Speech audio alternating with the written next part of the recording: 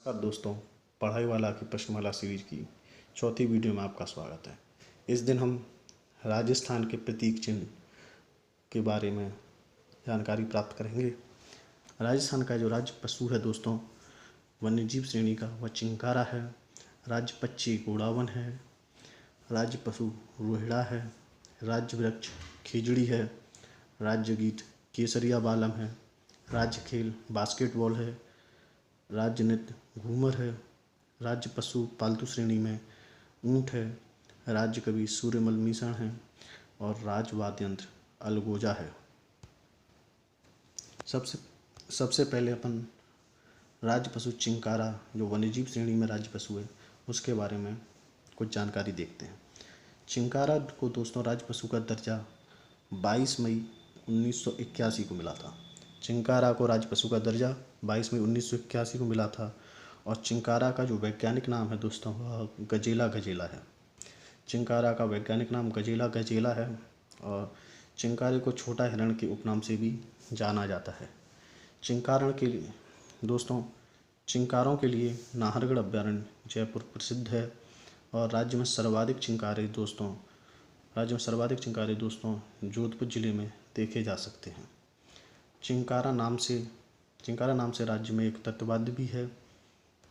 चिंकारा हल्के भूरे अखरोटी रंग का एक सुंदर जानवर होता है। दोस्तों चिंकारा और हिरण में जो मुख्य अंतर है वह इसके सींगों का होता है। चिंकारा के सींग आजीवन बने रहते हैं, जबकि जो हिरण के सींग हैं वह हर वर्ष अपने सींग गिरा देता है और उसके स्थान पर नए सींग उगाते हैं। चिंकारा दोस्तों श्री गंगानगर जिले का शुभंकर भी है। चिंकारा श्री गंगानगर जिले का शुभंकर है। राजस्थान का राज्य पक्षी गोड़ावन है दोस्तों। और गोड़ावन को राज्य पक्षी का दर्जा 21 मई 1981 में दिया गया। गोड़ावन का वैज्ञानिक नाम क्रायोटिस नाइग्रिसिप्स है। गोड़ावन का वैज्ञानिक नाम क्रायोटिस नाइग्रिसिप्स है। और गोड़ावन को अंग्रेजी भाषा में ग्रेट इंडियन बस्टर्ड बर्ड भी कहा जाता है। गोड़ावन को अंग्रेजी भाषा में ग्रेट इंडियन बस्टर्ड बर्ड भी कहा जाता है। गोड़ावन को स्थानीय भाषा में सोहन चिड़ी व शर्मिला पक्षी कहा जाता है। गोड़ावन के अन्य नाम सारंग, हुकना, तुकदर, बड़ा तिलोर व गुधनमीर है। दोस्तों गोड़ावन को हाड़ौती क्षेत्र में मालमुरड़ी कहा जाता है। और राजस्थान में गोड़ावन सर्वाधिक 3 क्षेत्रों में पाया जाता है। पहला सूरसन बारा, दूसरा सोकलिया अजमेर और तीसरा मरूदान जैसलमेर बाड़मेर।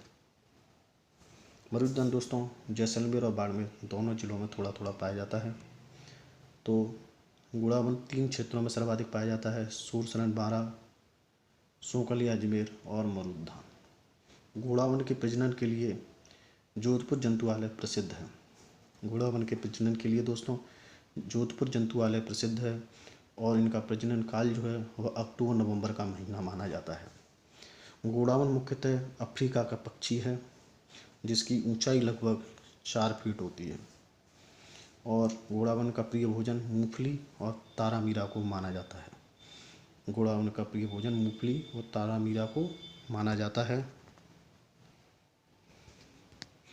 सन 2011 में IUCN की रेड डेटा लिस्ट में गोड़ावन को संकटग्रस्त प्रजाति माना गया है। गोड़ावन के संरक्षण हेतु राज्य सरकार ने विश्व पर्यावरण दिवस जो 5 जून 2013 को मनाया जाता है को राष्ट्रीय मरूउद्यान जैसलमेर में प्रोजेक्ट ग्रेट इंडियन बस्टर्ड प्रारंभ किया। दोस्तों गोड़ावन के संरक्षण के लिए राज्य सरकार ने विश्व पर्यावरण दिवस 5 जून 2013 को मरूउद्यान जैसलमेर में प्रोजेक्ट ग्रेट इंडियन बस्टर्ड प्रारंभ किया। और यह प्रोजेक्ट प्रारंभ करने वाला राजस्थान भारत का प्रथम राज्य है। 1980 में जयपुर में गोड़ावन पर पहला अंतर्राष्ट्रीय सम्मेलन भी आयोजित किया गया दोस्तों। 1980 में जयपुर जिले में गोड़ावन पर पहला अंतर्राष्ट्रीय सम्मेलन आयोजित किया गया। राजस्थान का राज्य पुष्प रोहिड़ा है। और रोहिड़े को जो राज्य पुष्प का दर्जा है वह 31 अक्टूबर 1983 में दिया गया। रोहिड़े का वानस्पतिक नाम टिकोमेला उंडुलता है। रोहिड़े का वानस्पतिक नाम टिकोमेला उंडुलता है तथा रोहिड़े को राजस्थान का सागवान तथा मरुशोभा भी कहा जाता है दोस्तों।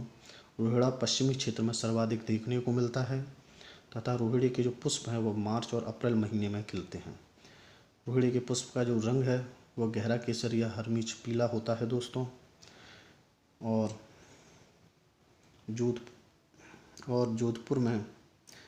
जोधपुर में रोहिड़े के पुष्प को मारवाड़ टीक कहा जाता है दोस्तों। जोधपुर में रोहिड़े के पुष्प को मारवाड़ टीक कहा जाता है और रोहिड़े को जरबिल नामक एक रेगिस्तानी चूहा नुकसान पहुंचा रहा है दोस्तों। जबरिल नामक रेगिस्तानी चूहा रोहिड़े को पुष्प को या रोहिड़े को नुकसान पहुंचाता है दोस्तों।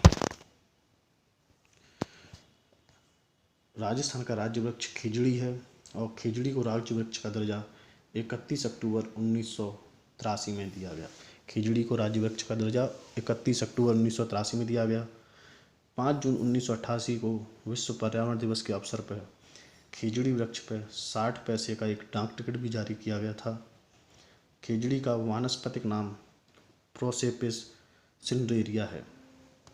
खिजड़ी का वानस्पतिक नाम प्रोसेपिस सिंड्रेरिया है और राजस्थान में खिजड़ी को राजस्थान का कल्प वृक्ष, थार का कल्प वृक्ष तथा रेगिस्तान का गौरव आदि नामों से भी जाना जाता है। वैज्ञानिकों ने खिजड़ी के वृक्ष की आयु लगभग 5000 वर्ष बताई है। राज्य में सर्वाधिक प्राचीन खिजड़ी के 2 वृक्ष 1000 वर्ष पुराने हैं जो मांगल्यवास गांव में अजमेर जिले में स्थित हैं। राज्य में सर्वाधिक प्राचीन खिजड़ी के 2 वृक्ष 1000 साल पुराने हैं जो मांगलियावास गांव अजमेर में स्थित हैं। और मांगलिया गांव दोस्तों, जो मांगलियावास गांव है वहाँ हरियाली अमावस्या श्रावण के दिन वृक्ष मेला लगता है। खिजड़ी के वृक्ष को सेलेस्ट्रोना तथा ग्लाइकोट्रमा नामक जो कीड़े हैं वह नुकसान पहुंचा रहे हैं। खिजड़ी के वृक्ष को सेलेस्ट्रेना और ग्लाइकोट्रमा नामक जो कीड़े हैं वह नुकसान पहुंचा रहे हैं दोस्तों। माटो बीकानेर के शासकों द्वारा प्रतीक चिन्ह के रूप में खिजड़ी के वृक्ष को अंकित करवाया गया था और 1899 या विक्रम संवत 1956 में जो छप्पनिया का काल पड़ा था उस समय खिजड़ी के वृक्ष ने लोगों को जीवन का सहारा दिया था। अर्थात 1999 या विक्रम संवत 1956 में जो छप्पनिया का काल पड़ा था उस समय खिजड़ी का वृक्ष लोगों के जीवन का सहारा बना था। ऑपरेशन खिजड़ा नामक अभियान 1991 में चलाया गया था। वन्य जीवों की रक्षा के लिए राज्य में सर्वप्रथम बलिदान 1604 में जोधपुर के रामसड़ी गांव में कर्मा व गौरा ने दिया था। वन्य जीवों की रक्षा के लिए राज्य में सर्वप्रथम बलिदान 1604 में जोधपुर के रामसड़ गांव में कर्मा तथा गौरा ने दिया था। खिजड़ी को दोस्तों स्थानीय भाषा में सीमलो कहा जाता है। खिजड़ी को स्थानीय भाषा में सीमलो कहा जाता है तथा खिजड़ी की हरी फलियां सांगरी कहलाती हैं और खिजड़ी में जो फल हैं वह गर्मी में लगते हैं। खिजड़ी की हरी फलियां सांगरी कहलाती हैं और गर्मियों में खिजड़ी पर फल लगते हैं। खिजड़ी का पुष्प मीझर कहलाता है दोस्तों और खिजड़ी की सूखी फलियां खोखा कहलाती हैं। खिजड़ी की सूखी फलियां खोखा कहलाती हैं, पुष्प मीझर कहलाता है, हरी फलियां सांगरी कहलाती हैं तथा खिजड़ी को मुख्य स्थानीय भाषा में सीमलो कहा जाता है। और खिजड़ी की पत्तियों से जो चारा होता है उसे लूम या लूंग कहते हैं। खिजड़ी की पत्तियों से बना चारा है उसे लूम या लूंग कहते हैं। वन्य जीवों की रक्षा के लिए राज्य में दूसरा बलिदान 1700 में नागौर के मेड़ता परगना के पोसवाल गांव में वुंचो जी द्वारा दिया गया था। वन्य जीवों की रक्षा के लिए राज्य में दूसरा बलिदान सन 1700 में नागौर के मेड़ता परगना के पोलावास गांव में वुंचो जी द्वारा दिया गया था।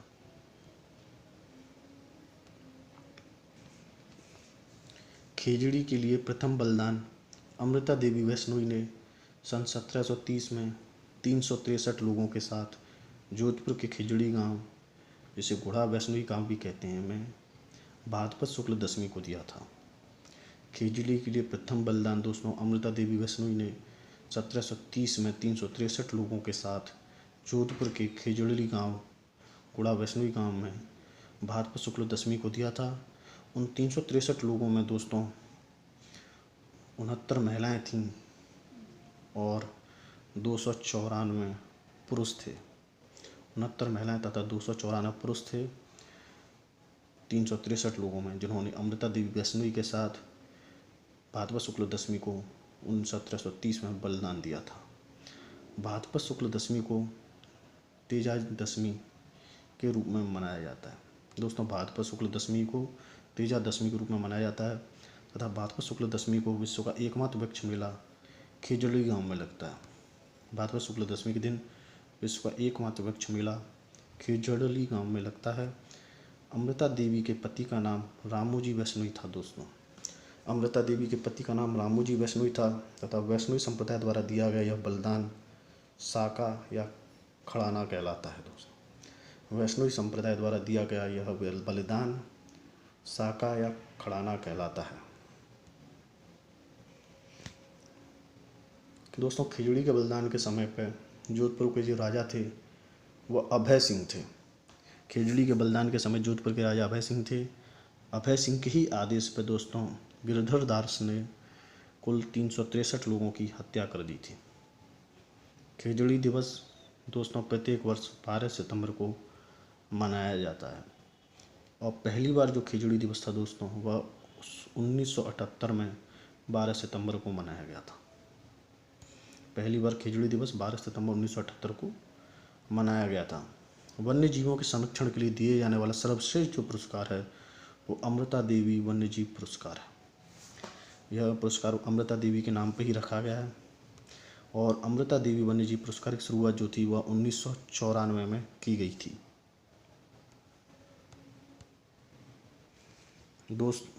दोस्तों, अमृता देवी वन्य जीव पुरस्कार सबसे पहले गंगाराम वैष्णवी को दिया गया था। गंगाराम वैष्णवी जोधपुर जिले के निवासी थे। खेजड़ी आंदोलन जो था वह चिपको आंदोलन से प्रेरित था। चिपको आंदोलन दोस्तों उत्तराखंड में हुआ था, जिसका जो नेतृत्व सुंदरलाल बहुगुणा ने किया था। चिपको आंदोलन का नेतृत्व उत्तराखंड में सुंदरलाल बहुगुणा ने किया था। और तेलंगाना का जो राज्य वृक्ष है दोस्तों वह खेजड़ी है, जिसे जम्मी पेड़ भी कहते हैं। तेलंगाना का राज्य वृक्ष खेजड़ी है, जिसे जम्मी पेड़ कहा जाता है। दोस्तों, राजस्थान का राज्य खेल बास्केटबॉल है और बास्केटबॉल को राज्य खेल का दर्जा 1948 में दिया गया था। बास्केटबॉल में कुल खिलाड़ियों की संख्या 5 होती है तथा बास्केटबॉल जो अकेडमी है वो जैसलमेर में स्थित है और महिला बास्केटबॉल अकेडमी है जो जयपुर में स्थित है। बास्केटबॉल अकेडमी जैसलमेर में है तथा महिला बास्केटबॉल अकेडमी जयपुर में स्थित है। दोस्तों, राजस्थान का जो राज्य नृत्य है वह घूमर है। घूमर को राज्य की आत्मा के उपनाम से भी जाना जाता है। घूमर नृत्य की जो उत्पत्ति है वह मूलतः मध्य एशिया का भरग नृत्य है उससे मानी जाती है। घूमर नृत्य की उत्पत्ति मूलतः मध्य एशिया के भरग नृत्य से मानी जाती है और घूमर नृत्य मांगलिक अवसरों पर तीज त्योहारों पर आयोजित किया जाता है। घूमर नृत्य के 3 रूप हैं दोस्तों, एक झूमरिया, दूसरा लूर और तीसरा घूमर। झूमरिया जो है बालिकाओं द्वारा किया जाता है, जबकि लूर जो है वो गरासिया जनजाति की स्त्रियों द्वारा किया जाता है, जबकि घूमर किसी कोई भी स्त्री इसमें भाग ले सकती है। दोस्तों, राजस्थान का राज्य गीत केसरिया बालम है। इस गीत को सर्वप्रथम उदयपुर की मांगी बाई के द्वारा गाया गया था। अर्थात केसरिया जो बालम राज्य गीत है उसे सबसे पहले मांगी बाई ने गाया और लेकिन इसे अंतर्राष्ट्रीय स्तर पर जो ख्याति दिलाने का श्रेय है वह बीकानेर की अल्लाह जलाबाई को जाता है। केसरिया बालम नृत्य को अंतर्राष्ट्रीय स्तर पर ख्याति दिलाने का श्रेय बीकानेर की अल्लाह जलाबाई को दिया जाता है, जबकि इसे सर्वप्रथम उदयपुर की मांगी बाई ने गाया था। अल्लाह जलाबाई के गुरु का नाम उस्ताद अली बख्श था। दोस्तों अल्लाह जलाबाई के गुरु का नाम उस्ताद अली बख्श खान है और गीत मांड गायकी शैली में गाया जाता है। जो केसरिया बालम गीत है वह मांड गायकी शैली में गाया जाता है। राजस्थान की प्रमुख मांड गायिकाओं के नाम स्वर्गीय हाजन, अल्लाह जलाबाई बीकानेर और गौरी देवी बीकानेर और वर्तमान में मांगी बाई उदयपुर व गौरी देवी पाली हैं। राजस्थान की मांड गायिकाओं में स्वर्गीय हाजन अल्लाह जला बाई बीकानेर, स्वर्गीय गौरी देवी बीकानेर तथा मांगी बाई उदयपुर और गौरी देवी पाली प्रसिद्ध हैं। राजस्थान का राज्य पशु ऊँट है, जो पशुधन श्रेणी का है, और ऊँट को राजकीय पशु 30 जून 2014 को बीकानेर में हुई कैबिनेट बैठक में ऊँट को राजकीय पशु घोषित किया गया था। ऊँट को राजकीय पशु घोषित किया गया था और 30 जून 2014 को घोषित किया गया था, लेकिन जो ऊँट को राज्य पशु का दर्जा जो दिया गया था वह 19 सितंबर 2014 को दिया गया था। ऊँट को राज्य पशु का दर्जा 19 सितंबर 2014 को दिया गया था, जबकि इसे राज्य पशु घोषित 30 जून 2014 को ही कर दिया गया था। ऊँट वध रोकने के लिए दिसंबर 2014 में एक अधिनियम लागू किया गया, जिसे ऊँट वध अधिनियम कहा गया। ऊँट वध रोक अधिनियम दिसंबर 2014 में बनाया गया। और दोस्तों, ऊँट का वैज्ञानिक नाम कैमेलस ड्रोमेडेरियस है। ऊँट का वैज्ञानिक नाम कैमेलस ड्रोमेडेरियस है। स्थानीय भाषा में ऊँट को रेगिस्तान का जहाज, मरुस्थल का जहाज कहा जाता है। मरुस्थल का जहाज दोस्तों ऊँट को सबसे पहले कर्नल जेम्स टोड ने कहा था। कर्नल जेम्स टोड को घोड़े वाला बाबा भी कहा जाता है। ऊँटों की संख्या की दृष्टि से राजस्थान का भारत में एकाधिकार है, अर्थात राजस्थान में सबसे ज़्यादा ऊँट पाए जाते हैं। राज्य में सर्वाधिक ऊँट वाला जिला जैसलमेर है और राज्य में सबसे कम ऊँट प्रतापगढ़ में पाए जाते हैं। राज्य में सबसे ज़्यादा ऊँट जैसलमेर में पाए जाते हैं, सबसे कम प्रतापगढ़ में पाए जाते हैं। ऊँट अनुसंधान केंद्र जोहड़बीड़ बीकानेर में स्थित है। दोस्तों, ऊँट अनुसंधान केंद्र जोहड़बीड़ बीकानेर में स्थित है तथा कैमल मिल्क डेयरी वह भी बीकानेर में स्थित है। कैमल मिल्क डेयरी बीकानेर में स्थित है। दोस्तों, सर्वोच्च न्यायालय ने एक निर्णय में अक्टूबर 2000 में ऊँटनी के दूध को मानव जीवन के लिए सर्वश्रेष्ठ बताया था। दोस्तों, ऊँटनी के दूध में कैल्शियम मुक्त अवस्था में पाया जाता है, जिसकी वजह से ऊँटनी के दूध का दही नहीं जमता है। ऊँटनी का दूध दोस्तों मधुमेह, डायबिटीज में तो रामबाण है ही, इसके साथ साथ यकृत और प्लीहा के रोगों में भी बहुत उपयोगी है। जो नाचना जैसलमेर का ऊँट है वह सुंदरता की दृष्टि से बहुत प्रसिद्ध है, अर्थात नाचना जैसलमेर के ऊँट बहुत ही सुंदर होते हैं तथा जो भारतीय सेना के नौजवान होते हैं थारू के मरुस्थल में इसी नाचना ऊँट का उपयोग करते हैं। भारतीय सेना द्वारा मरुस्थल में नाचना ऊँट का ही उपयोग किया जाता है। दोस्तों, गोमट फलौदी जोधपुर का जो ऊँट है वह सवारी की दृष्टि से प्रसिद्ध है। गोमट फलौदी जोधपुर का ऊँट सवारी की दृष्टि से प्रसिद्ध है और बीकानेरी ऊँट बोझा ढोने की दृष्टि से प्रसिद्ध है। बीकानेरी ऊँट बोझा ढोने की दृष्टि से प्रसिद्ध है तथा बीकानेरी ऊँट सबसे भारी नस्ल का ऊँट है। राज्य में लगभग 50% जो ऊँट पाए जाते हैं वह बीकानेरी नस्ल के ही ऊँट हैं तथा ऊँटों का देवता पाबूजी को माना जाता है दोस्तों, और राजस्थान ऊँट लाने का श्रेय भी पाबूजी को ही दिया गया है। और ऊँट के बीमार होने पर रात्रि काल में पाबूजी की फड़ का वाचन भी किया जाता है। ऊँट के गले का आभूषण दोस्तों गोरबंद कहलाता है तथा ऊँट को मुख्य रूप से 2 रोग होते हैं, उनमें से पहला है सर्रा और दूसरा है तिमवर्षा। जो 2 रोग हैं वो पहला है सर्रा रोग और दूसरा है तिमवर्षा रोग।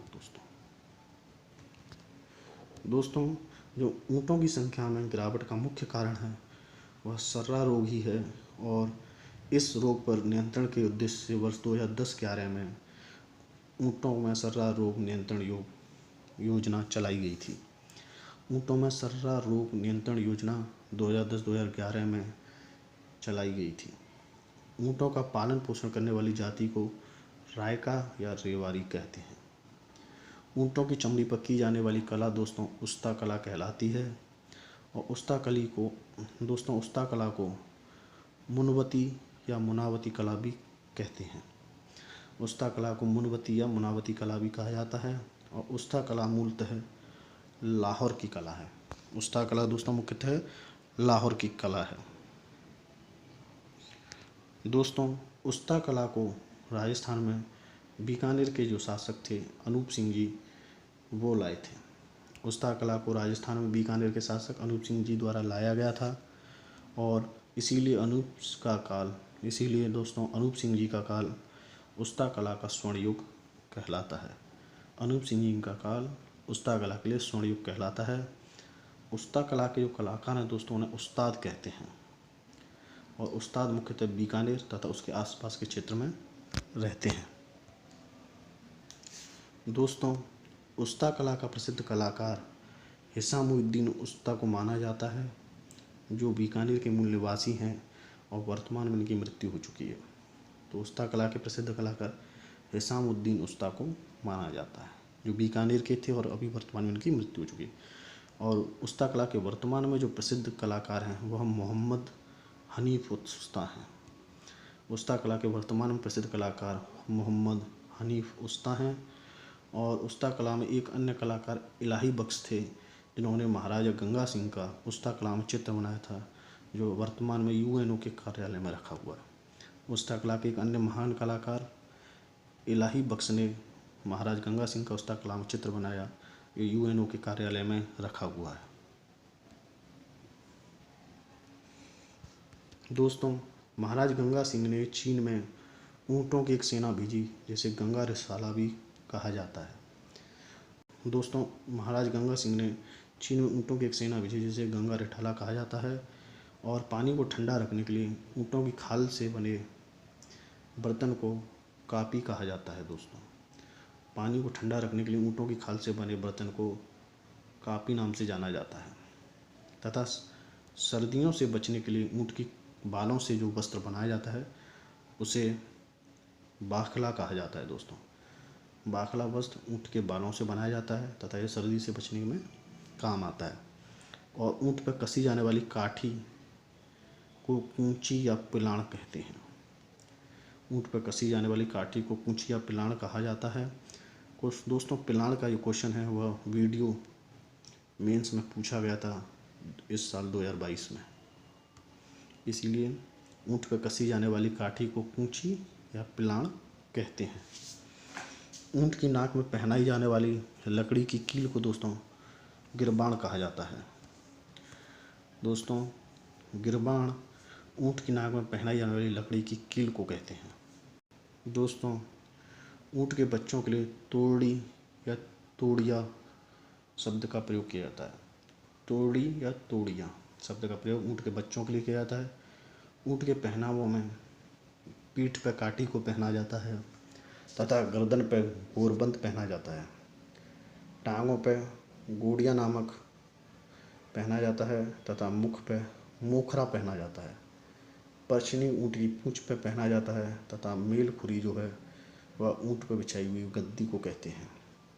ऊँटों की प्रमुख नस्ल बीकानेरी, जैसलमेरी, मारवाड़ी, अलवरी, सिंधी, कच्छी, केसपाल। दोस्तों ऊँटों की प्रमुख नस्लें बीकानेरी, जैसलमेरी, मारवाड़ी, अलवरी, सिंधी, कच्छी, केसपाल तथा गुराह है।